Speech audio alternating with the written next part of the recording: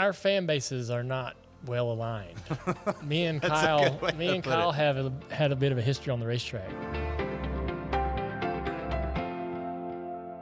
Hey, what's up, everybody? Welcome back here on Youth Inc., brought to you by Audiorama, and as always, our friends at Invisalign.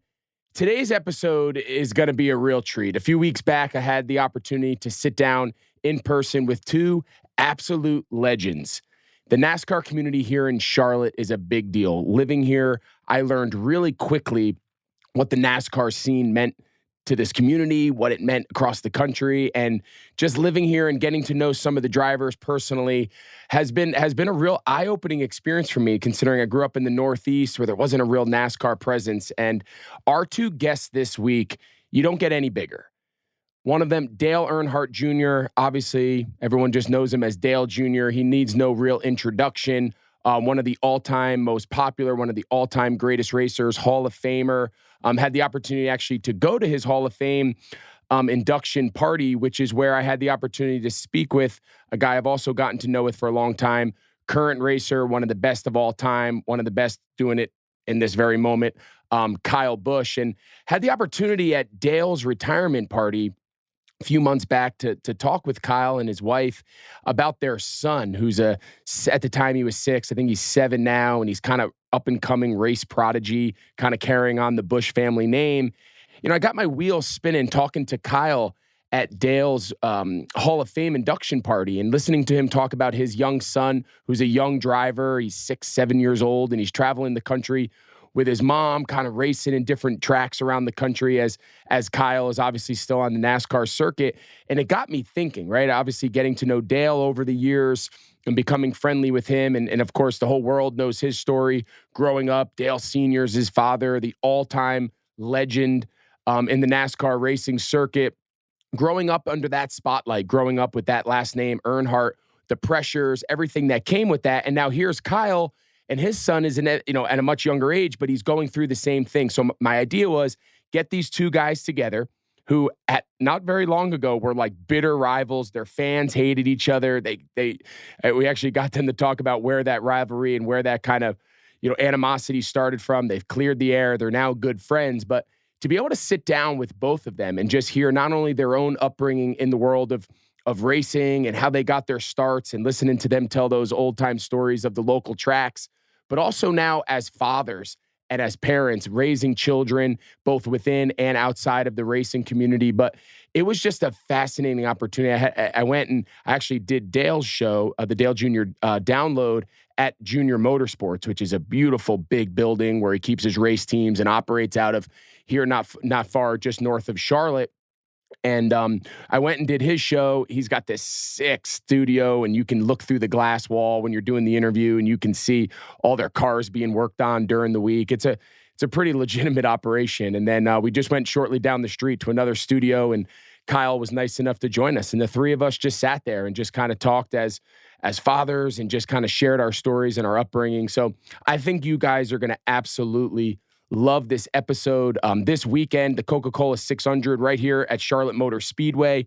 Kyle is obviously still going to be racing. Dale's now doing some TV work. He's obviously retired and doing a lot of big things over at NBC, calling races. So having a chance to sit down with these guys, I think you guys are going to love it. As always, thank you so much to our presenting sponsor, Invisalign.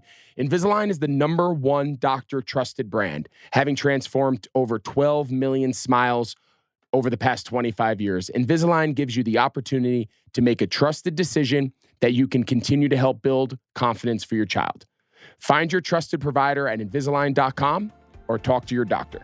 So please enjoy this conversation with racing legends Dale Earnhardt Jr. and Kyle Busch. All right, well, we're going to pick up where our conversation off camera, but first I want to welcome everybody to a really special edition here of Youth Inc. We are joined today in person in Charlotte by two of my good friends, Dale Earnhardt Jr. and Kyle Busch, two of the all-time legend stock car racers. Got to know them living here in Charlotte. For you guys to take time to not only be here together, apparently we have to dive into maybe some past rivalries. We can touch on that here in a second. But for you guys to agree to come on together and talk about your upbringings, both now as parents in the past coming up through the world of youth sports. I appreciate you guys joining me here on Youth Inc. Absolutely. Right on. Thanks for having me. So before we were talking about a little collaboration, and I asked you like how the NASCAR world would react, and Dale, you said that they wouldn't know. Is there something the fans should know? Is there Our fan bases are not well aligned. Me and Kyle have had a bit of a history on the racetrack, but have since become pretty good buds. But our fan bases still are having a hard time understanding how to be in the same room together. Is there like one particular story that if I ask like your diehard fans that are outside your shops wearing your hats and your gear, like what's the story?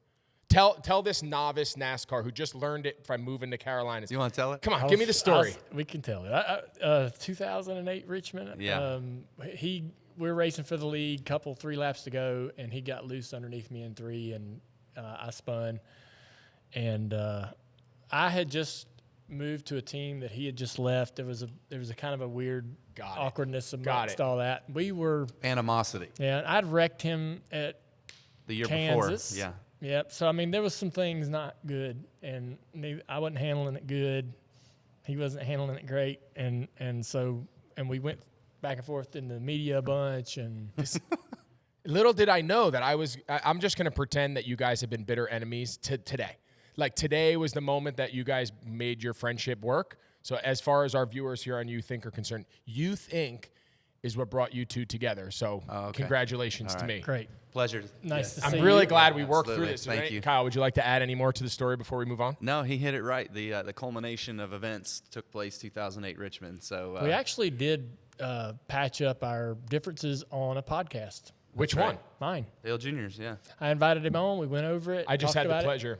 We had a great conversation where Kyle was super honest about how he saw his whole set of events and his perspective of the whole thing. And so it was great for me, and I think it was good for Kyle. And we've since, even before that, though, I mean, we were kind of. We talked for a long time at Dale's Hall of Fame induction party. Right. I was like, I never sensed any real animosity. No. I'm glad we cleared the air. Yeah. I'm glad we cleared the air. Exactly. Would your fans say the air is cleared? The fans take it probably harder. Probably would. Yeah. I don't know that. Some of mine are now Kyle fans. Some of them. That's good. We call them unicorns. Yes. Some of them. Some of them still hold a grudge, and fans are passionate and they don't forget anything, and some of them don't get over it. Right? So now we want to figure out how to collab, right? So I have a vodka drink, and he has Rowdy Energy. His energy drink's doing really well. Our vodka drink's trying to get off the ground, and we're thinking about some ready-to drinks. Put them in a can. That's right. So we're gonna make this happen. We can make it happen. We can get rowdy on a high rock for sure. I love that. We're making magic here, boys. Yeah, we're taglining. We're making now. magic. And before we jump in, Kyle, congratulations! As of this recording, you just won your 60th. Is that right? Correct. Yeah. Thank you. Of course, we all saw you this past weekend. So at the time of this recording, hopefully it's 61 or 2 by the time it comes out. That'd be nice. That'd be great.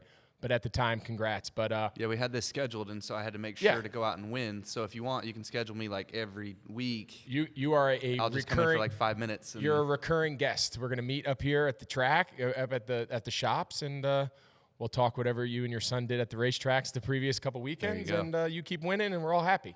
I'll jump on Dale's pod, which I just had the luxury of joining for the first time, so that was a blast. Right on. All right, so let's jump in. So, as you guys know, here on Youth Inc., like we are fascinated and also like beyond stressed and frustrated as parents about like navigating the world of youth sports. So I want you guys to take us back to yours. So Dale, I'm going to start with you. Everyone, of course, understands your upbringing, kind of the first family, so to speak, of racing with your father and your grandfather, and everyone in your family kind of grew up in this area in the racing world. Like, take us back to your childhood, like your earliest memories of being around the tracks, your earliest memories of being around, what eventually became your career. What are the first memories you have of just being around the sport? Probably at Charlotte Motor Speedway, I was at a qualifying session for one of the Charlotte races, one of the Cup races, and we were watching the cars qualifying. That was probably 1982 or 83. I was about 7 years old. My parents separated, and I lived with my mom till 1981, and our house burnt down. We was in this small house in Kannapolis and woke up one morning and the kitchen was on fire. And so she was broke and had to give custody of me and my sister to my dad. And so now I'm over at my dad. We never saw Dad. I remember maybe staying at his house one weekend. So I didn't really know him. It was really weird. But And you're how old at this point? 6. Okay. And so next thing I know, I'm in Dad's garage on the lake, going through my toy box, making sure all my toys made it, right? All the other stuff all our stuff, mine and Kelly's stuff's in the garage.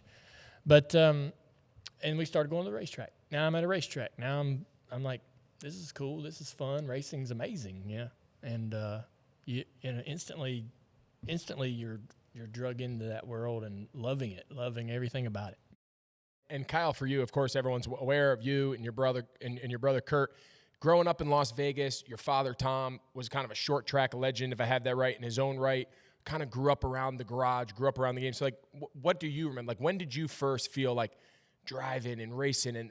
And you started way younger than Dale, right? Dale, you started as a teenager. 12 when I ran. Okay, so like not my quite. First competitive. And how old were you? 13, so Okay, pretty close. Pretty close. Yeah, I mean, so you're right. My dad was a really good amateur racer, in Las Vegas, and that's where he kind of made his racing career. Never went back east in order to make it professional or anything. So as he was racing through the ranks and stuff, I remember the earliest days I can remember, probably 5, 6 years old, something being at the racetrack. But the legend is I was there at 2 weeks old, at the racetrack for my dad's racing and stuff. But just been around it the whole time, all the time. And, my dad always had cars in the garage, whether it was a 1932 Ford coupe that we were always kind of working on and getting ready and building up. And then, his hobby stocks and then his late models and things like that.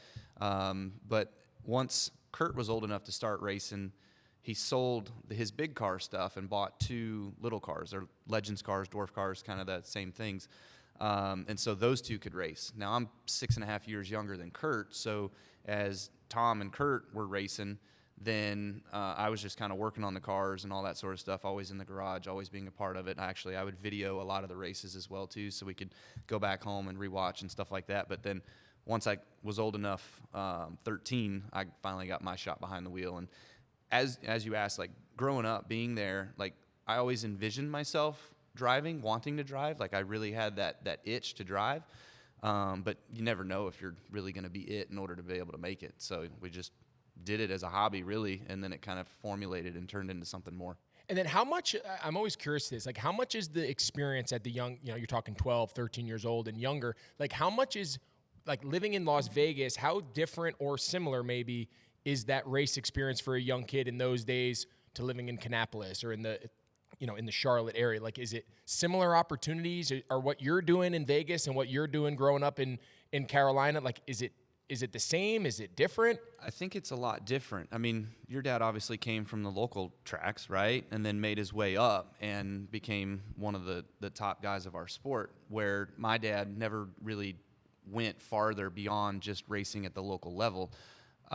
Could your father have, like, did guys from his local, you call them local tracks, like, did any of them make it on, or was it more common down here in the South? More common here in the South. Okay. I mean, yeah, there's guys from the West Coast that have made it. I mean, Hornaday made it, Harvick's made it, Jimmy, Larson, myself, my brother, but I think the biggest thing, I asked my dad that one time, I was like, how come you never, like, thought about it and moved back east in order to go do it? And he was like, I didn't have any money. Right. Like there was and I was like, well, you hear the stories of like Richard and Dale and all those guys, and like they didn't have any money. They just, what they did, they lived, they did, like why didn't we do that? And he was like, no, I think we were on an even more different level than what they were. So. Yeah. So you talk about money. So you're growing up, right? And money and access in today's sports world is even crazier. I mean, whether it's racing or whether it's travel soccer, money is at the root of the experience. So take us back, Dale. You're growing up. You mentioned you move with your dad. You're around the track. You're around the garage. But like, who's financing all of this? Like when you guys are growing up, if you can't do it yourself, does it not get done? Like, is the car only as good as your skills as a mechanic, or is there other people doing the work? Like, how does this whole thing work at an early age? Well, it happens in a lot of different ways, I think. But I got a go-kart. Dad had a friend, his son was racing, and so they sold Dad a go-kart so that we could go with them and race. And Dad went to maybe the first race, and I ran only a total of about 10 races when I was 12. And when he was at the first race, it was amazing. He was helping. We pushed a cart to the starting line.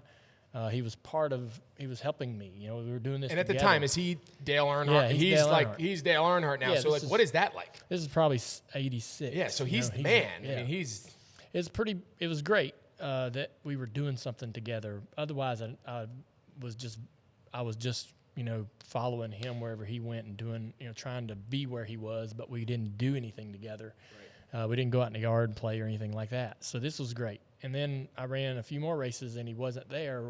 He was working and racing, and so I'd have to go with someone else, and that wasn't a fun experience. But later on, around 15 years old, me and my brother were sitting at a table kind of like this, and Dad laid a newspaper down, and it had a article on the front page of the Sports about a new street stock series starting at Concord Motor Speedway.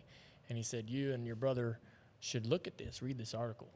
And so me and Kerry read the article, and we got it right away. We're like, he wants us to do this. So I took the same go-kart that Dad bought me at 12. I took that go-kart and sold it for $500. And me and my brother walked around town asking, a gas station, guy we knew owned a gas station, man, give us a couple $100. And a Hardee's down the street. We had a relative that worked there and managed it, and they gave us $500. So they're like your early sponsors. Yeah. In So essence. we put it together and went down the road, and Dad didn't micromanage none of it. I mean, he just made sure the roll cage was in there so we wouldn't get hurt. Yeah. But otherwise, I mean, we rebuilt the engine. It was a 283 two-barrel, wasn't going to be fast, wasn't going to do well. Very small engine. We blew it up the first race. We didn't know, nothing. We didn't know what we were doing, and Dad just let us go flounder, right? And it was probably the best experience because had somebody been over our shoulder or doing everything for us and made this car really great, and we wouldn't have known why we were doing what we were doing, we wouldn't have known how to fix things, and we burnt the wheel bearing out every other week. We couldn't figure out why. We run this stock wheel bearing on the right front. We couldn't figure out, why is it burning out? We keep packing it. We keep putting new grease in it. It just wasn't tough enough to handle the load, so we had to change the right front spindle and get a whole bigger setup up there, and we learned that ourselves. And crawling under cars in the junkyard, that was the worst part. Awesome. Worried about snakes and everything. That's awesome. And you both have touched on it. And Dale, obviously, we're familiar with your father and his legacy, and just hearing you talk about how much connecting with him at the racetrack reinforced your relationship with him. So Kyle, I'd ask you the same thing. How much did the experience of racing with your father, with your brother, how much impact did that have? Yes, you loved it, but how much of it did you love because it was a way to connect with your dad? My dad was my high school football coach. So much growing up, all I wanted to do was not play college football, not play professional football. I wanted to play for my dad's high school football team. To me, how cool is that on a Friday night, you and your brother and your dad, same team? How much did racing allow, I guess both of you, but I'll ask you, Kyle, first, how much did that connection with your father and your family, how much did that lead to the love of racing? A lot. I mean, he was basically the main reason why I got into racing. If you ask my mom, she wanted me to be an orthodontist, So, but awesome. Being with my dad, being in the garage, during his, 6 to 12 years old for me, I was in the garage working. When we went to the racetrack, I wasn't old enough to be in the pits. You had to be 16 to have a pit pass. So I'm sitting in the grandstands just with grandma and whatever, and not really being a part of the show, like you're saying, that time with your dad and your brother in the track, at the track. But it was always during the week in the garage, So my dad was a Mack tool man. He drove a route all day long selling tools. He'd come home, we'd work on cars until it was time to go to bed and restart the process over the next day, right? But once I became 13, now him and I are going to the racetrack together, traveling. So now we get that time of being in the pits together, working together, and one of the fondest memories that I have was we ran our car all for the first season, and we had some bumps and bruises along the way, and oil filter came off, I hit the fence, and whatever. So we repaired the car all year long, ran the whole year on one car. We won a ton of races, won a championship with it. But at the end of the year, I was trying to talk my dad into it, hey, we should tear this car apart, we should freshen it up, we should repaint it, make it look pretty for the next year. And he was like, oh, hell no. We're not spending that money. We're not doing that. Why do you need to look good to go out there and win races, So I had the bright idea, well, okay, if I tear this thing down all the way to the bare chassis he'll have no other reasons than to say, okay, let's repaint it, right? So I tear the whole thing down. It's complete nothing. And my dad gets home and he goes, cool, good job. Did you learn anything about tearing it apart? Now you can put it back together. That's great. He was like, look, I'll buy you a couple cans of spray balm and I'll buy you some new bolts and some new nuts and things like that, and you can freshen it up that way, but like, we're not taking it and repainting this thing. So, having that time of just being able to understand and having my dad teach me. So we're different because his dad was always gone, right? Or was busy during the weeks and things like that. So my dad, had a normal job and was home, and we would go travel on the weekends together, race together. So we have a different upbringing, a little different perspective on how we were taught about the cars and such. But my dad and some of his other good friends that are very good in racing, we all worked together, and I learned all from them. And I would challenge them too, like, hey, well, like you just said, like, we learned about the wheel bearing, right? Like, I learned about springs, and I learned about cambers, and I learned about air pressures and stuff by asking questions and being like, what if we did this? What if we tried that? And he was always like, well, if you do that, then have you thought about this other 3 things that might happen because of that? So it's a whole convoluted process, of working on a car versus being a stick and ball sport type guy.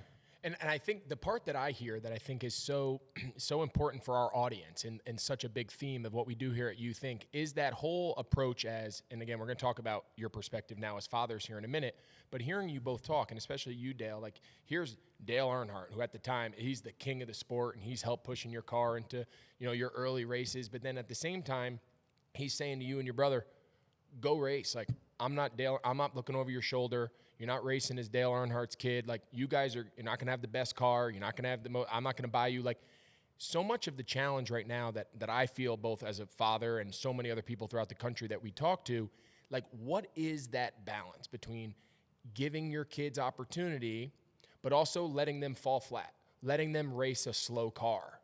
Dale, your dad could have gotten you a better car. He could have gotten some of the guys on his crew to fix it up, but there was such a value in his mind to make you learn it. And hear you talk about it the same way, like, all right, yeah, you broke the car apart, put it back together. Like, where did you guys feel along that spectrum of, like, parental push versus parental support? Like, where did you guys fall? And now looking back on it, would you do it differently? We're going to get to, obviously, your experience now, Kyle, with Brexton, but, like, when you think back on those years, are you thankful your dad said, go race the slow car? I think that he feels similar to me. Like, if my daughter is interested in something and is, like, tugging on your pant leg going, I want to do that, I want to try it, you're going to give them that opportunity or help them get that opportunity. Yep. And until they're, like, showing you that interest, like, you're not going to shove them in that direction and go, hey, you might like this, go. So I think he knew racing, and the way racing kind of works, at least the way it did back then, is like, he took the slower car and he learned how to make that car better, and he wanted to make that car faster, and that's all he had at his disposal was what was in front of him, like in the 70s when he was trying to get going. So he lived all that and showing initiative and working as hard as you need to get to that next level. He lived it, and he knew that he knew what he needed to see out of me or Carrie and even Kelly. He knew what he needed to see, whether we were going to have the initiative and the motivation to do it. And there were times when I didn't show it or I didn't have it, and he didn't he didn't help. He didn't show any interest in me becoming a race car driver. There were days when I'd walk up and go, I want to race. I want to become a race car driver. And he's like, well, what are you doing to make that happen? And I'm like, what do you mean? He's like, well, you should be in the garage cleaning tools. I was sweeping floors when I was your age. I'm like, well, how does that get me to driving? Like, that don't make no sense, right? And I just couldn't. And it took me a while to figure that out. But he would not lift a finger unless you were willing to do the same, and show some initiative. He wasn't going to lay it out there in front of you. And, he was Kyle understand this, talking a little nuts and bolts, but, when we were racing late model stocks, me and my brother and my sister in the 90s, the coilover 3-link car was the really most successful car at the time. And, but we had trailing arm big spring cars. And I would try to sneak into the shop and put coilovers on our cars and even, cut them up and carry on to try to get a coilover setup on there. And he wouldn't let us do it. And he's like, if you ever get to the Cup Series, that's what they're racing. You're not gonna run a coilover car just because it's better or faster or handles better. It's a hot ticket right now.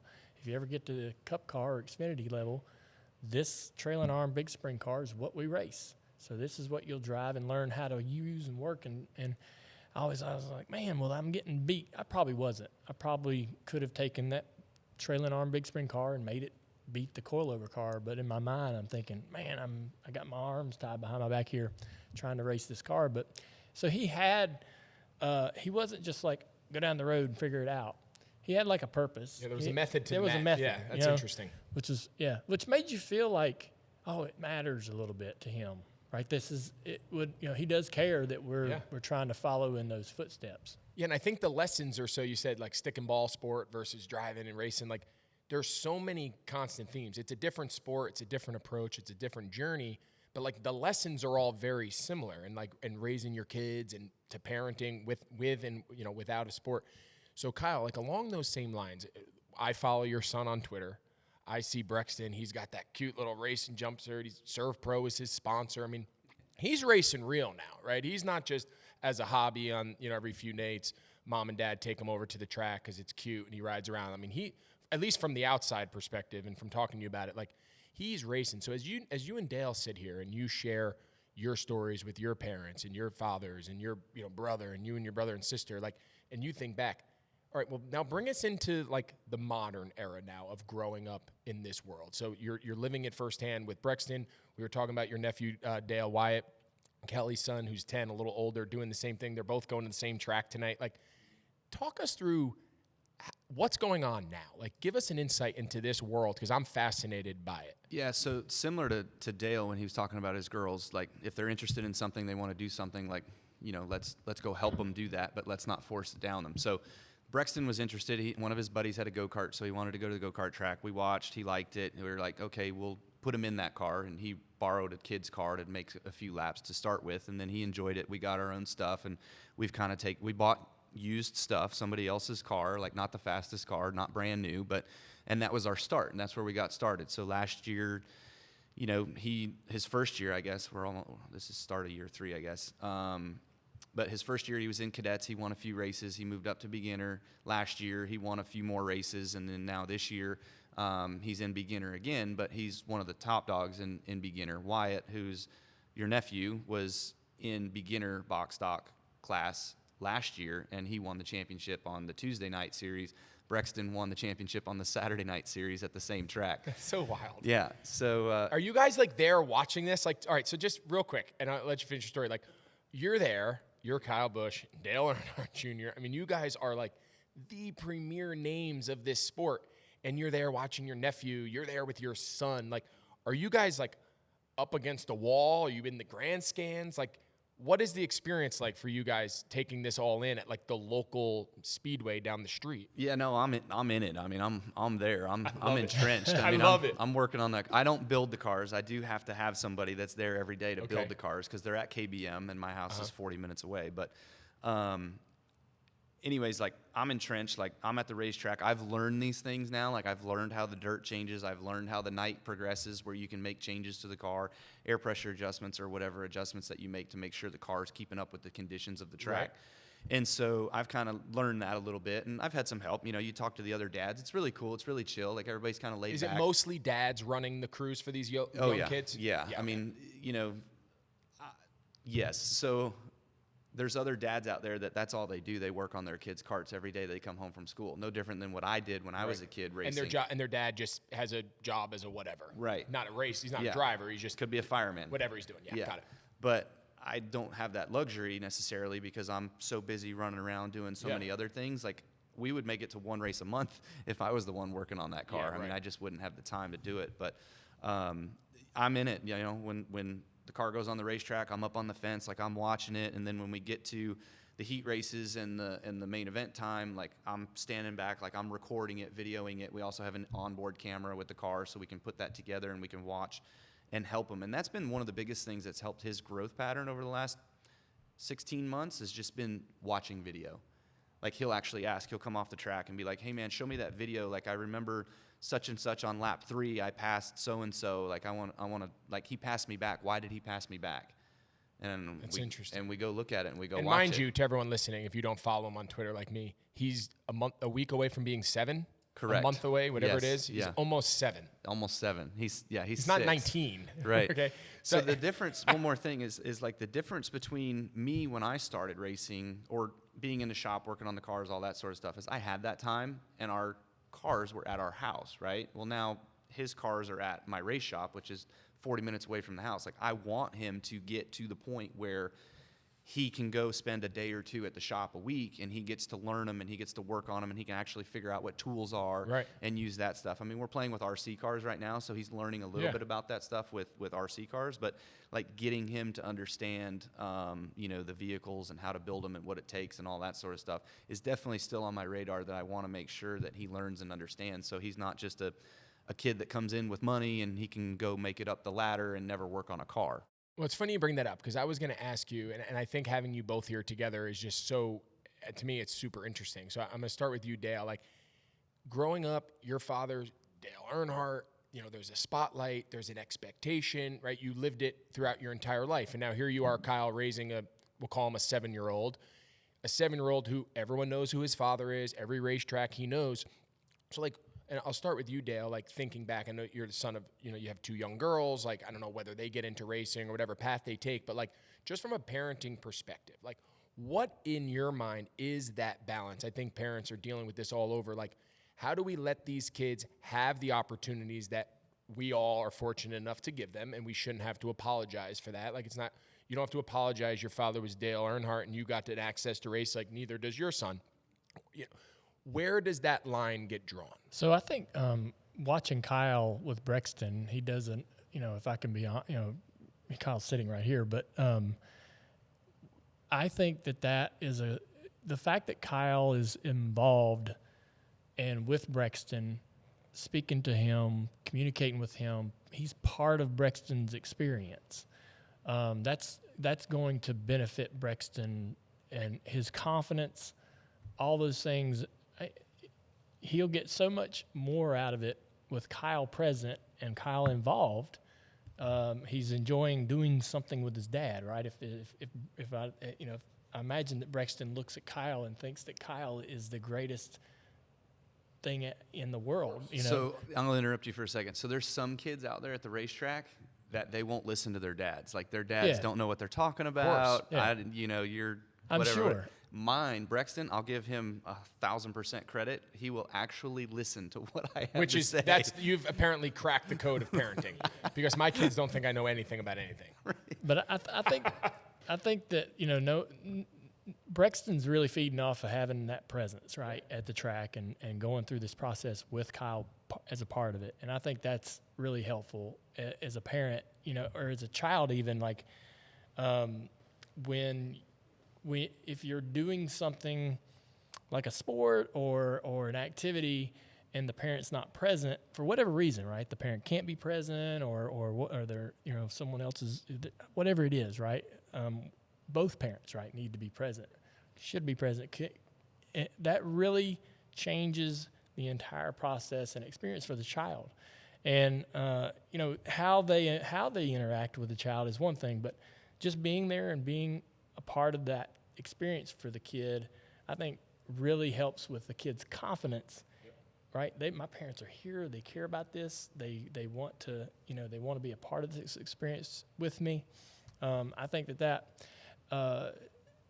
is something that will benefit that child at a really young age, 8, 10, 12, as opposed to if the parent can't be there, can't be involved in the experience, I think the child can suffer from some separation anxiety and some lack of confidence as they're going through this process, almost feeling alone, right? And looking for that parental guidance and maybe getting it from someone else when they really want it from their parent to be involved and with them through the process.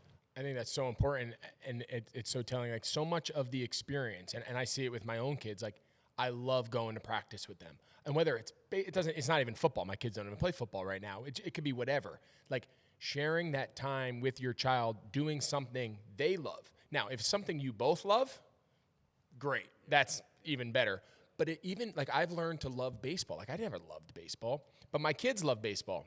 So as a result, we spend a lot of time at the baseball fields, and I've come to learn it. It was a new sport to me. I didn't have a lot of background in it, but it doesn't have to be my love. So back to you, Kyle, like here you are raising your son in a sport that of course you love. It's been your life. It's been your life's mission and journey. Like I know he's young, but like, is there ever a point, and I'm sure you and your wife are having these conversations, like at what point do you guys start, and maybe you already have, saying like, Brexton, like this is your journey. Like you are not out there racing as Kyle Busch's son. Right now you are because you're 7. But like you don't owe these other people. There's no expectations. You're not expected to be a NASCAR series champ. Like at what age do you try to have those conversations where it's like you're living your path, buddy? You're not living mommy and daddy's journey. You're not living dad's life. Like, I think it's so important because I think so many parents out there like want their kid to live their life.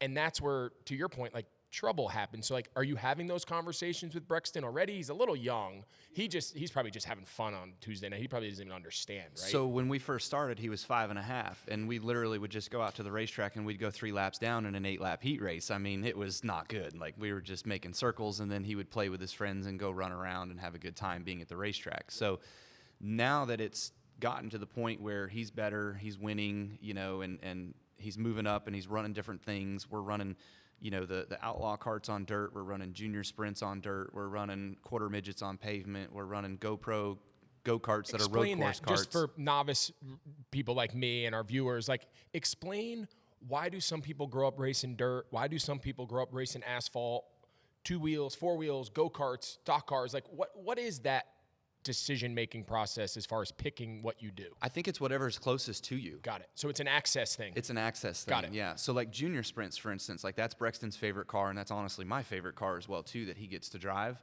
Well, those are more of a Midwest or California-based car. Interesting. So I bought one from a guy out in California, and there's the biggest race of the year. There's like 100 cars that show up for just this kid's class that races these things in Tulsa, Oklahoma, and we went and ran it last year just to get experience for it. Right. And now this year, like he'll go this year, I think he'll have a legit shot to win, being 7 years old, racing against kids that the age cutoff is 13 in this car. Oh my God.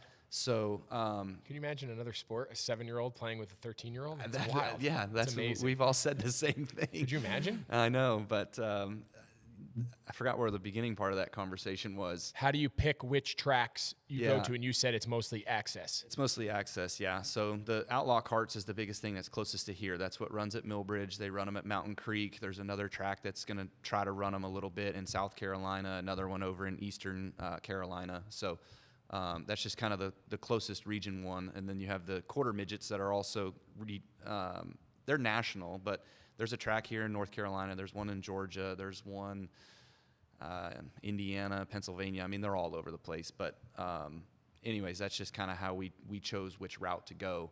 And you asked, like, Kyle Larson, for instance, he's known as the dirt guy, right? Like, he grew up on dirt. He grew up in these outlaw carts, and then he moved into faster outlaw carts, and then he moved into midgets and sprint cars and all that sort of stuff. Me, in my world of building Brexton, like, not that I'm pushing him, but if I'm going to build a race car driver, I'm going to spread the wealth. I'm going to do dirt racing. I'm going to do pavement racing. I'm going to do some road course stuff. Like, we're going to do all of that, and that's what we're doing right now. So we're getting a taste of everything as he's going, and he enjoys it. Like, he likes it. Like, you ask, like, where's the fine line of whether or not the kid likes to do it and the kid's living his dream, or whether or not it's the parent pushing the parent's dream? You know, to me, I've asked him this, and to back up to another point you had was, yeah, he's only 6 years old. Have we had the conversation of, hey, Brexton, is this something that you really want to do? Do you want to go professional, like all that? You ask him that, and he's like, yeah, I'm going to be a NASCAR driver one day. They all right? think they are, of course. Yes, right. So, but we're setting all the blocks to get to that point if he wants to do it, and if it all lines up, you know. So there's a lot to it. I mean, him being 7 years old right now, like, if you ask me, do you have it all planned out and lined out for him his whole career? Like, I could probably write it down pretty quick and I could have it be done, but I haven't necessarily laid the land. I just kind of have a vision of an idea of where we're going. And you lived it, right? You went down Right. whether it's exactly the same or, slightly different. It's going to be different than what I did. But it's all within the same, at least, Correct. world. Yep. And back to you, Dale, and when Kyle said this, it kind of just sparked. And when he said, like, this is something that Brexton is running, I'm not living his life. Like, was there ever a time where it wasn't Dale Jr.'s life? Like, was racing ever not Dale Jr.'s? Did you ever, I guess my question is, so often, like I see it a lot in kids that we played with. I even think back to when I was growing up, like kids that I'd play football with or whatever, like their parents wanted them to play football, so they played. They were good, so they just kept playing, but it was never really what they wanted to do. So I guess, and I guess it's kind of a personal question, but like, were you always, if your father is not Dale Earnhardt, and you always wanted to be a race car driver, or was there ever a time you felt like you were living a journey and a dream for somebody else? I think when I was 6 or Brexton's age, I wanted to be free safety for Washington. There you go. In the NFL, but I never played. I played little soccer in high school, but never played any football, organized football. But I just was too small. Yeah. As far as racing, once I started to get around, 12, 13 years old and be like, I want to do this. I want to try this. How do I do it? How do I get there? I could never, I felt like I could never convince Dad that I was serious. I fought that till Till you joined his Busch team? Yeah, till I got in his Busch car. Interesting. So I got, I got in his Busch car and I won some races, and then his whole demeanor changed. He started looking at me and we started having completely different conversations, and I was now like a little more, he started having more adult conversations with me, and I'm like, this is awesome, man. This is what I've been looking for. But until then, I was like, it was like I wasn't doing enough to show enough initiative, right, to get him to really take me seriously. And he looked at me and probably thought, no way in hell this guy can make it, right? He doesn't have the mental toughness and the moxie, right, to do it. And so, so I think I surprised him and me when I got in his Busch car and I won some races. I was like, wow, I didn't see this coming. I really didn't. I didn't think I was going to make it. I didn't think I was ever going to make it. And I didn't think he thought I was going to make it. And so when we went out there and won a couple races, it was like, holy moly, this is now. Then it was like we shot into the stratosphere. It was like the rocket boosters went off and it was a little bit of a wild ride. The rest is, like they say, the rest is history. Everyone's obviously aware of your Hall of Fame career. I want to change paths here a little bit. I'm going to start with Kyle. Like, so much of the youth sports experience in my mind is the lessons that come along the way, right? Failure, adversity, teamwork, work ethic, accountability, like all of those lessons. And of course, everyone wants to win. Everyone wants to win every race. Everybody wants to win every game.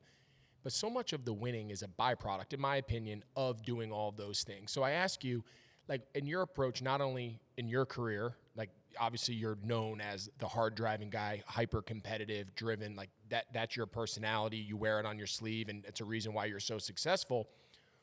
What is your approach now to raising your son? Like, are you worried about the wins and losses?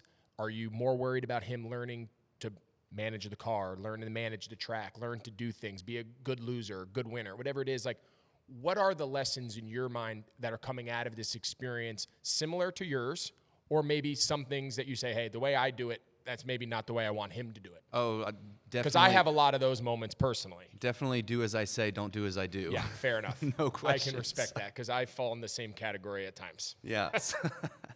So all those points go into what we're doing. Like when he started out and he was slow and not trying and not giving it his all and wondering why he wasn't winning, I'm like, no. Like, it's not just going to be given to you. You're not just going to back into wins, right? You've got to earn them. You have to put in the work. You have to try, so those early lessons kind of went in. And now that he's gotten the taste of winning and now that he knows how to win and he's doing a job of figuring that out. Just last week, we had a race where we ran up front the whole race, top three kids kind of broke away, and there was a race. Like, they were trading the lead back and forth between 2-3 of them, and it came down to a 5-lap shootout at the end, And again, they were swapping the lead back and forth. And Brexton was on the wrong end of the racetrack on the final slide job that he finished second, right? So he was really bummed out and, wanted to win, obviously. But, I told him after the race was over, like, that was an amazing race. Like, you guys battled each other. You raced each other hard. You raced each other clean. They didn't even put a tire mark on each other. I was like, go over there, give him a high five, give him a fist bump, like, tell him great job. That was a fun race. And then from that point, we're teaching, sportsmanship. Obviously, you want to have that. He has his friends out there. I didn't go to the racetrack. I didn't go to the racetrack to make friends. Like, that was one of my dad's rules. My next question to you is going to be, okay, good advice. Does Mama look at you and be like, you would never in a million years go shake their hands? No, she does, yeah. But we're at least teaching the right path of him, that, yeah. So it's just a different upbringing and how we're doing it versus what I guess I was done or how I was taught. But the thing that, you mentioned all those attributes of what makes a good athlete or competitor. And yes, we're trying to teach all of those, like work ethic, what you put into it is what you're going to get out of it, all that sort of stuff. So teaching that to a 6-year-old, you're not going to talk about it. You're just going to ask him, hey, do you want to do this with me? Would you like to watch your video? Would you like to go over your film? Or, hey, we're going to go test today. Do you want to go test your race car at the track? And he'll go and he'll sit in the car and I'll make changes. Like, I'm learning how to work on the car while he's learning the different feels that I'm giving him with the changes that I'm making to the car for him just making laps on the racetrack. And so, like, we're both kind of building into this thing together, and him just getting reps is the biggest thing for him right now of learning how hard to push. Yeah, there's something cool about learning it along the same time. Like I mentioned before, baseball, like so much of why it's fun to spend time at the ballpark. Like, I enjoy coaching my kids in football. Granted, it's been flag, but like I've kind of done that. But there is an element of learning, like you touched about, like you're learning new things along the way. Well, you're learning how to talk to a child. It's a whole different experience. Right. Like, you can talk to yourself in your own head and have an understanding of it, and you try to explain that the same way to somebody else, and they have no idea what you're saying. Like, I even asked Brexton, like, I'll explain something to him, and I'll be like, does that make sense? And he goes, no. And I'm like, okay, start over. Start over. He's 7. Yeah. I'm not talking to my crew chief. Right, exactly. Dale, something that I've always kind of admired of you from afar, and then obviously the last few years getting to know you more personally, and again, just, all the success you've had, your legacy, you check every box, the success and everything. Like, what I've always found interesting, both from afar listening to you in post-game, post-race press conferences and just your message, is like, whether it was through success, heartbreak, winning the Daytona 500, losing a heartbreaker because you spun out, whatever the situation was, like, I always felt like you had a really good, and whether you were telling the truth or not, I don't know, but it always seemed to me that you were always collected, you were always humble, you were always very, like, level-headed and clear. Like, what your personality, like, what about your personality along the way in this journey of racing allowed you, I think it's such an important lesson for kids. Like, I try to stress this For me too. And this is really more so for Kyle. But like, I just think it's a really good lesson. Like, I tell my kids all along, like, I don't want you to be a good loser. I want you to have good sportsmanship. You show me a good loser and I'll show you a loser. You should, if you care, losing should bother you. The kid who just like frolics away after we spent 9 hours at the ball fields and they don't care whether we win or lose. No, I don't want that either. But I also don't want the hissy fit and you're throwing your stuff. No offense. Kyle's like, yeah, I've been there. So I guess my question in all seriousness, Dale, is like, what about your personality is just how you've always been? Was there a learning curve to that? Like, how did you handle all the success, the heartbreak, everything in between, and like always maintain the demeanor that it seems you're having sitting right next to me? I think that I was going to go home. So if we had a bad day, I was going to go home and I was going to sulk and I was going to drag that through the week. And so the sooner I could start to unravel that, the better. And so I would try to, even if it wasn't exactly true in the moment, I would try to start to unravel that depression or that frustration as soon as I could, because I didn't want to have an awful week. I didn't want to go home and be miserable. I was gonna, when you don't do what you think you should have done, in a race or don't finish where you think you should have done, you feel that until the next chance you get to get in the car and start over, right? Every weekend was a chance to redeem yourself or prove that last weekend was not who you are. And so I had those emotions inside that, man, I'm mad, I'm depressed, or I'm frustrated, or I want to throw something or pitch a fit. But I had things going on in the week. Yep. You know, we got autograph sessions or meet and greets, or I had a trip. I got got a wife and kids, a trip planned, or I was going to Yeah. do something with my buddies Tuesday. And so I knew that I didn't want to be miserable in those experiences. When you go live your life during the week, didn't want to be like, oh, Yeah. damn. Yeah. You know? I get it. And so I would try immediately to repair whatever the hell was going on in my emotions as fast as I could, and try to figure out to make some sort of common sense, rational sense of what, okay, well, we'll figure it out, and we'll find out why that didn't work, or why the car did what it did, or I'll fix what I did wrong. And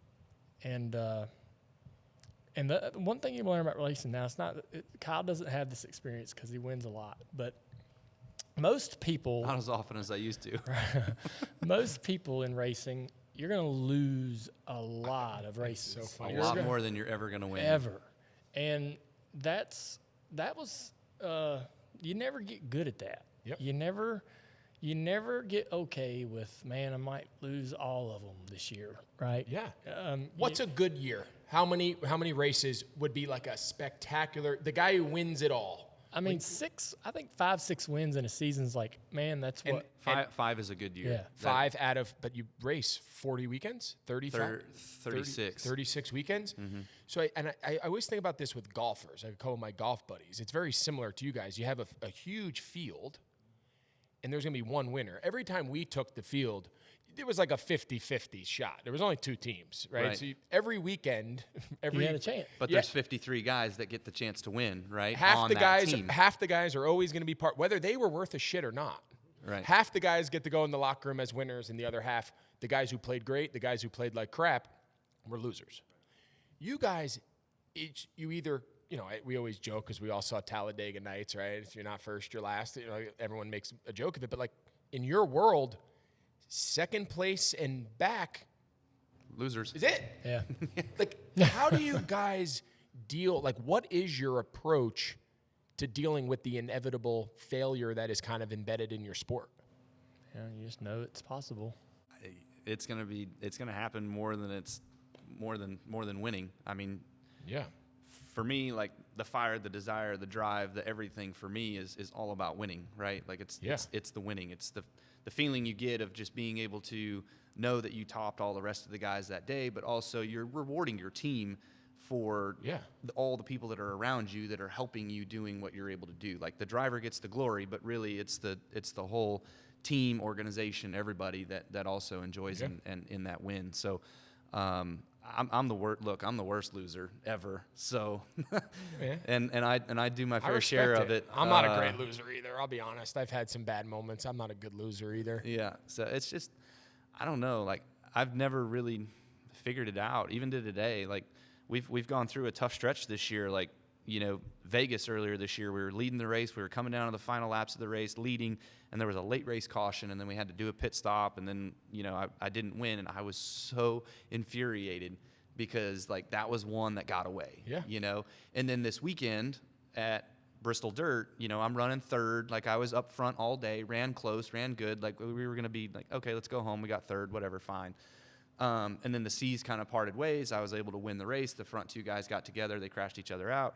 And I took the win. And after the race is over, like I just get out of the car and I go up to get the checker flag, and I get back in the car. And it's just like ho-hum. Like I'm not all pumped up, like excited, like overly excited because we stole one. Yeah.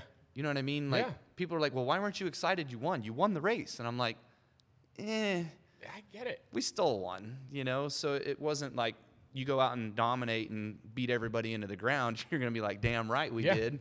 You know, those are the ones you're pumped up and excited about. Not all wins are the same, and not all losses are the same. Exactly. And I don't understand how people can tell you how to take your wins and how to take your losses. Like, there is always a comment on every single thing, and it drives me bonkers. Like, when I won my second championship, everybody was like, oh my gosh, like, what's wrong with Kyle? Like, he wasn't excited. He wasn't jubilated. Like, it was just monotone.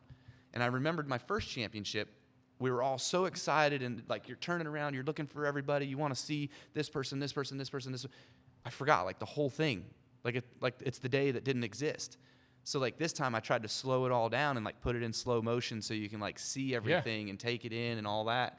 And it was just a different experience for me, and I saw it through a different way of enjoying a championship. And I get bashed on it because you're going to get bashed on everything nowadays. Yeah. You guys know that. No guys, kidding. Your connection to the fans is very unique in the sports world, right? The amount of interaction. I mean, I remember being at races and like people are standing in the garage, and that'd be like people coming in our locker room and standing on the sideline during the game. You got people in the pits. You got people.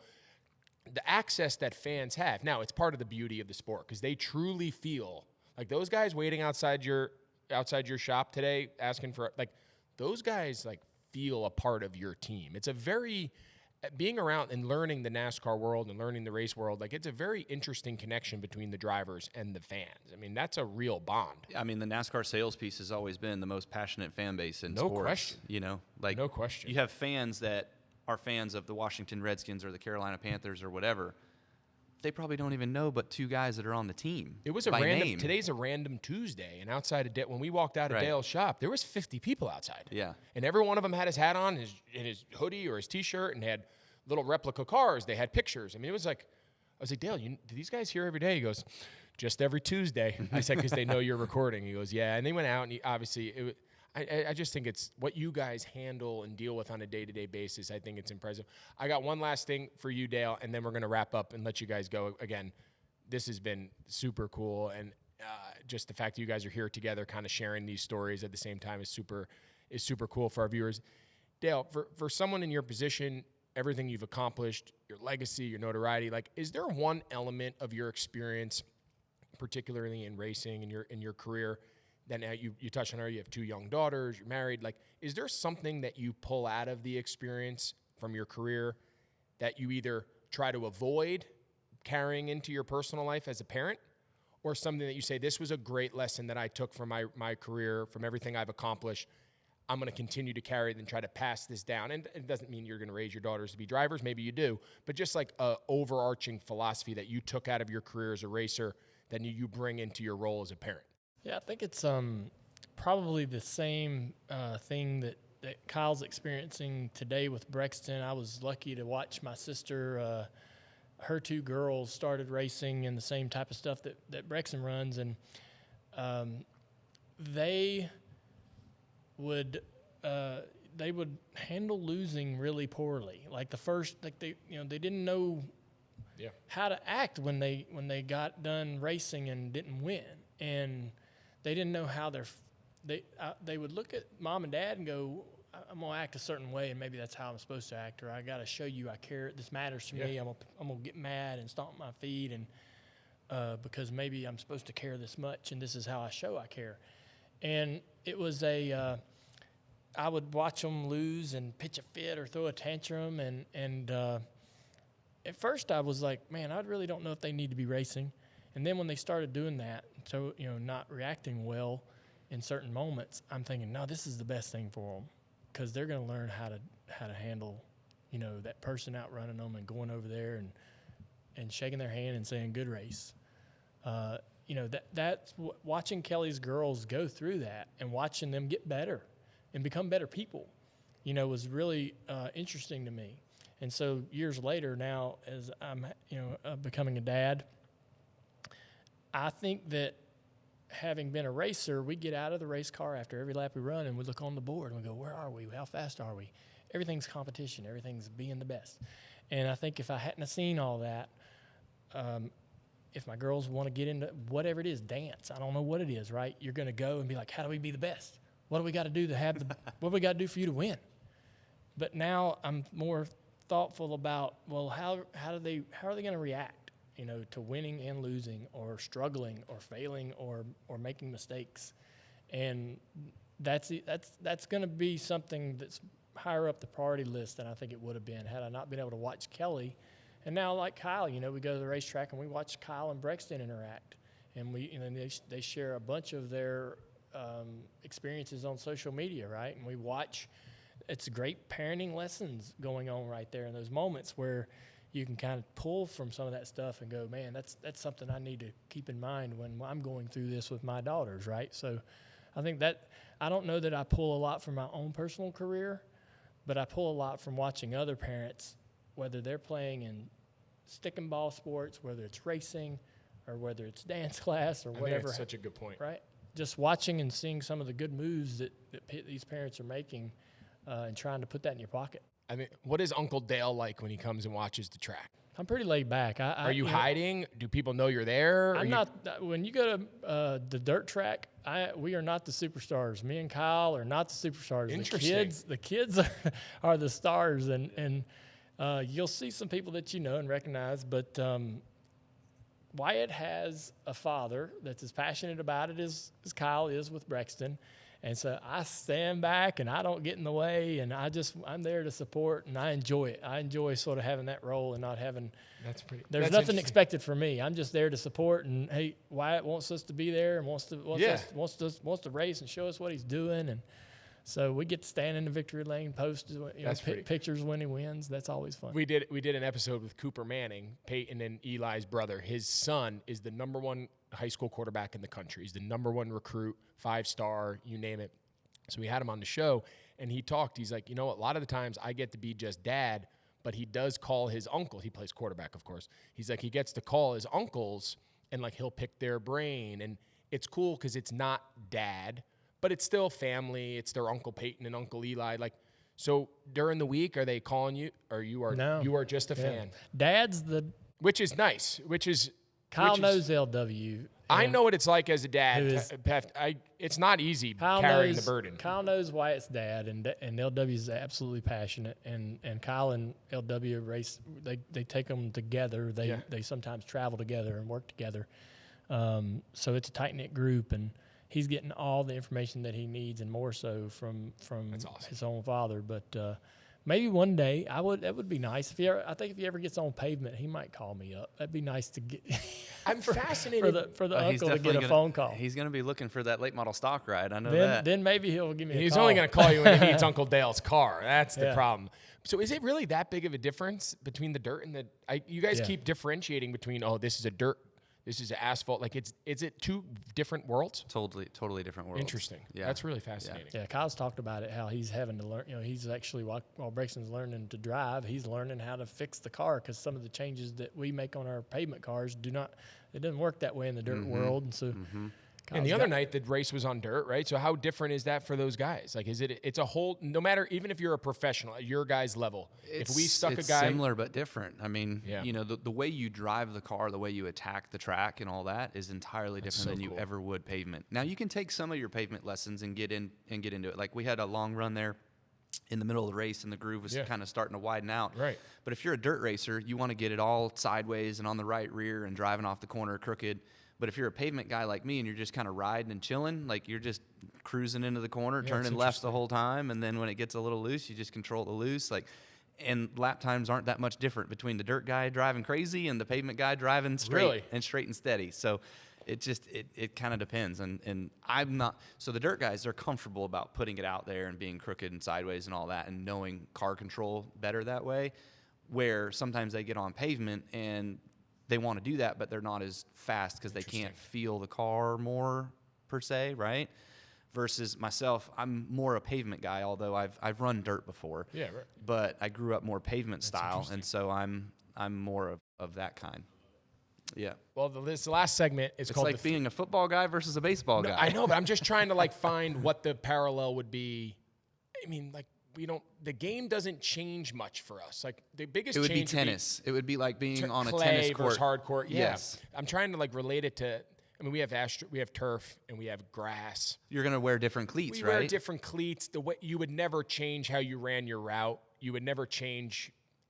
So you don't have different grip between. You have the cleats feel different, right? We'd have 7-stud mold. You go up to Chicago in the fall and it's wet and it's damp and it's dewy and it feels like the grass is up to your knees. You're running like a cow pasture. Versus you go down to South Florida and you go down to the So you have to have different technique. So you have different cleats, different texture. But once the game's going, your footwear might change and your approach. But then your routes are the same. I don't know. I just think it's really fascinating that on any given week, you guys have to put that much alteration and change into. So it's not very. I'm not. You're the football expert, but sitting here thinking and listening, I think Kyle's onto something. So a running back, right? When he's in a dome, he has a toolbox full of things that he can do when they hand him the ball, as far as how he attacks the line of scrimmage, and he can use patience and all that. When he's in a snowstorm, yeah, that's true. The elements change. He's running straight ahead. Yeah, and he's got a certain. It's one pace straight ahead. Yeah, he looks the same the entire game as far as everything he does. Right? Yeah, it's fair. Yeah. The elements definitely change us. A wet day, rain, snow, cold and hot. That the elements we operate in definitely change our environment. The actual stadium, that would be the comparable. I think that's a good point. Well, the last thing we do, the 3 before you go segment, I'm just going to ask you guys one question each, rapid fire, first answer that comes to your mind. And then we're going to let you guys go about the rest of your day. You ready? Sounds good, yes, sir. So I'm going to start with you, Kyle. You're in it as a dad. You're living it with your kid. What is the one challenge you see from your experience now in just youth sports? It doesn't have to necessarily just be racing, or it could. What is a challenge that you see right now living it as a parent that you think is going to be a challenge for these kids moving forward? I would say, and for me, my family tie right now is probably expectation. There you go. Yeah, that's the biggest thing. Is just Brexton being my son, he's going to be expected to run well or win and make it to the top. Like, that's my biggest struggle, I feel like, where he should be his own person, his own driver, and make his own path. And that's perfect. And I'm actually going to ask Dale to follow up, because I think if anybody can speak to that, you obviously know exactly what he's talking about. Before he answered the question, I was thinking manage expectations. So what would be from someone in your shoes, right? The expectations that were on you from the first time anyone ever saw you step behind a wheel were clear. Very similar to what he's saying for Brexton. Like, what would be your advice? What would be your reflection looking back on that, on how to exactly do that? Now, what do you know now that you wish your 12-year-old self knew? I wish I would have gotten there and cleaned the tools and swept the shop floor. And I did not show enough initiative. I wish I had. I didn't know what my dad was trying to tell me, and it's absolutely clear now. But I think the advice that I would give to someone in Brexton's shoes, following in his famous father's footsteps, is to embrace who you are.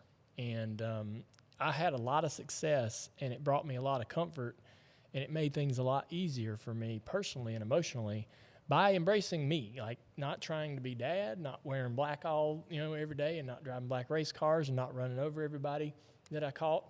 Dad had an intimidator, rough around the edges, blue collar reputation.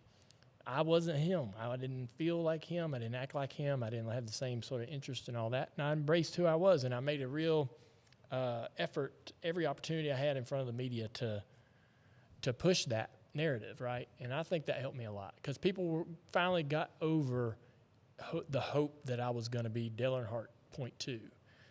People finally said, I guess I better quit wishing for that, because it's apparently not who he is. And then it started getting easier for me when those expectations started kind of falling away. We're gonna end on that note, because I think that message right there, and having you two kind of share your unique not only upbringings in the sports world with your parents, with your families, but then now also reflecting back as fathers and as parents, is the entire core of what we hope the show is and what it's been up to this point. So we're going to end there. I can't thank you guys. Kyle, absolutely. Dale, I appreciate you guys joining. This is a huge treat for our audience. Having you guys here together in person is super special. So thank you guys so much for joining us here on Youth Inc. And we hope to see everybody next week. Thanks. All right. Thanks, Greg. Thank you. All right, what's up, everybody? Welcome back here to Youth Inc., one of our favorite segments of the show where we get to kind of hear from our audience and hear from our fans and viewers. And without further ado, I'm going to bring back in Tasha each week. Tasha has a bunch of questions that people have really been enjoying not only submitting, but also hearing kind of our take here on Youth Inc. And Tasha, what do you got for us this week? Before we get into fan questions, Greg, I'm not sure if you saw over the weekend in the Connecticut Post article, in a town of Weston, apparently parents were warned to stop tailgating at their kids' games. I'm not sure if you ever tailgated at your kids' games before, but I guess it was getting rowdy, drinking. Not sure your thoughts on that. Yeah, it doesn't surprise me. I mean, I've seen it, both teams that we've been associated with and just teams that we've played against. You know, you pull in, everyone's got their Yeti cups. You don't really know what's in it. And what happens is, as the day goes on and the days get long, you know, you got breaks in between games. You could be there as early as 10 a.m. and not be out of there until 6. And to a lot of the parents, the drinking and the social component becomes the priority. And I've been very clear here on You Think everything. And sometimes people might even think I'm overboard. I think every single moment of every game, practice, or anything affiliated should always be about the kids. All the instruction and the feedback should be to the kids. All of the attention should be to the kids. All of the support should be to the kids. Everything should be about the kids. The adults don't need to worry about their own, how long the day is, how tired we are, I need a drink. Like, it should only be about what's best for the kids, how to get the kids fed, how to get the kids through the games, how to get the kids. So, I mean, I've seen it where the parents, you know, plan the entire day based on who's going to bring drinks, what time are we going to meet for drinks after the game's over, how fast can we get to a bar or a brewery. Like, I've seen it, and I just think it sends the wrong message, not only to the other families, I think it sends the wrong message to the kids. And as the kids get older, you know, they're not naive. They understand what's happening. They see what's going on around them. I just think there's a time and a place. And I think when we're at games, at practices, that attention and the emphasis and everything should be about what's best for the kids. And the parents have to put themselves secondary and say, I can wait to have my social time. I can wait to have my cocktail or my Truly. When the game is over, go to dinner, go for lunch after the game and have 100 beers, have a bunch of whatever, just like, keep the games about the kids. Keep the games about why we're all there. That's my personal opinion. I don't know if I've ever tailgated at any game, let alone a youth game. I definitely have not tailgated at, but that's kind of where I stand on that. At all costs, when in doubt, if it doesn't have anything to do with the kids, to me, it's not important. Right. And drinking usually sometimes allows parents to get out of hand, which leads to our first fan question this week, which says, should there be fines for parents who yell and heckle at referees and umpires? Yeah, I mean, I've seen it. I mean, have I ever questioned a call of an umpire? Of course, I'm not sitting here saying that I'm sitting here like preaching to everyone, but my rule pretty much is I don't necessarily argue balls and strikes. I don't argue if there's a misinterpretation of the rule. There's a way to interact, and I'm speaking on behalf of the coach first. Like, call time, go out, just talk you one-on-one with the umpire, the official, the referee, get an explanation of the ruling. It doesn't need to be across the diamond. It doesn't need to be across the gym or whatever it is. Like, there's a way to interact with the adults who are calling the games and officiating the games. You might not still like the outcome. The parents sitting off site, everyone's going to have their chirp. Everyone's going to have their, whoa, that's a good pitch, right? Like, you're never going to outlaw that. But what we're seeing a lot on social media is you're seeing where the umpires and the fans and the parents are having like back and forth confrontation. It's an ongoing back and forth dialogue, and it's escalating. That's the stuff we have to get rid of, right? Parents are always going to be parents. Fans are always going to be fans. It doesn't matter if the kids are 10 or if it's the Super Bowl. Fans are going to think every call goes against them, and you're never going to change that. But there's got to be some decorum to how that interaction goes, and a lot of that sometimes falls on the coach. There's been a lot of times where I've had to walk to our, down the dugout, down to where our fans are sitting, and be like, guys, if there's an issue, I'll handle it as the coach. You guys got to stop because you're not helping us, right? You're making the umpires or the refs they're turning more against us because you're just continuing to just badger them. So I think sometimes it falls on the coach, and, the parents have to understand, yes, cheer for your kid, be into the game, be passionate about it. Don't remove that. But you have to understand there's a way in which to engage with the umpire. And when enough's enough, you got to move on and move forward and just stop the back and forth banter. That's where things can sometimes get out of hand. How much would you fine parents for going back and forth like that? Ooh, they got to pay for all the uniforms. No, I'm just kidding. No, I don't know. I don't know who's going to implement those fines, right? I don't know if fines are necessarily, it sounds great, but I don't know how practical that is. I don't know who's going to administer them, who's going to dictate how much or what the severity is. The rule should be let the coaches handle the umpires, cheer for your kids, react to a call. Yes, everyone's going to, especially real intense games. We've all been a part of them. And you think he was out, you think he was safe, you thought it was whatever it is. Like, all right. And then when it's over, it's back to cheering for your kids. It's what's done is done, and you got to move forward and let the coaches handle the discrepancies on the field with the umpires. Let the coaches handle it. You cheer, encourage, push the kids, all that stuff. But you got to let the coaches handle the umpires, because when the parents do it, it just makes things worse. Mm. Our second fan question says, some families are holding their kids back a grade, not because they're struggling academically. This is very common when I was growing up too, but to give them a leg up in sports. So what are your thoughts on that with parents holding back? I actually firsthand, I can relate to this. So our oldest son, Tate, is very, very young for his grade. So there's kids that are in his grade. He's in 5th grade right now, and he's 10. He won't turn 11 until the summer after the season, after the school year is over. There's kids in his grade, in his class, that have already turned 12, right? So in some cases, he's a full year, if not 14, 15 months younger than a lot of the other kids. So we've always gone back and forth about, it's not necessarily to give him a leg up. It's just to make him age and grade appropriate, right? So because we're always caught into this balance, should he play with his grade, which would be 5th graders, but a lot of those kids are 11 turning 12, or should he play with his age, which is 10, and he'll be 11 here soon, but then that makes him mostly with 4th graders. What is that right balance? I mean, we've had a lot of discussions in our family, like, is there a time where we should have him reclass so that he'd still graduate high school at 18? He would be like a normal kid who graduates high school and gets their diploma at 18 years old.